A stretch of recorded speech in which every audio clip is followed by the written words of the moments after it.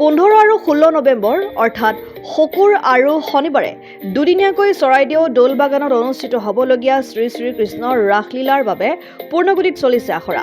ৰাজ্যৰ অন্যান্য প্ৰান্তৰ লগতে চৰাইদেউৰ দৌলবাগানতো ব্যাপক প্ৰস্তুতি চলোৱা দেখা পোৱা গৈছে।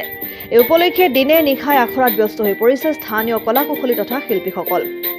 চৰাইদেউ আৰু শিৱসাগৰ জিলাৰ কেইবাখনো গাঁৱৰ ৰাইজ একত্ৰ হৈ পোনপ্ৰথমবাৰৰ বাবে চৰাইদেউত কেন্দ্ৰীয়ভাৱে আগন্তুক 15 আৰু 16 নৱেম্বৰত দৌলবাগান ৰাজহুৱা খেলপথাৰত দুদিনীয়া কাৰ্যসূচীৰে অনুষ্ঠিত হ'ব লগা ৰাসলীলাৰ প্ৰস্তুতি পূৰ্ণগতিত চলিছে।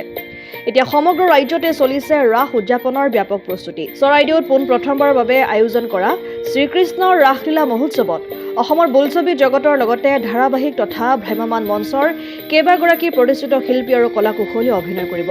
উক্ত আখৰাত মাহমৰা বিধানসভা সমষ্টিৰ বিধায়ক তথা অসম চৰকাৰৰ ৰাজহ মন্ত্ৰী যোগেন মোহন উপস্থিত থাকে। মথুৰাপুৰৰ পৰা ইছলাম আহমেদৰ ৰিপৰ্ট, অসম আদিত্য। NKS হুণ্ডাইলৈ স্বাগতম। নৰ্থ ইষ্টৰ প্ৰথম GDSI 2.0 ফিচাৰ্ছ ডিলাৰ হৈছে NKS হুণ্ডাই। অত্যাধুনিক সা সুবিধাৰে তৈয়াৰী মষ্ট আপডেটেড হুণ্ডাই ডিলাৰ এতিয়া ডিব্ৰুগড়ত।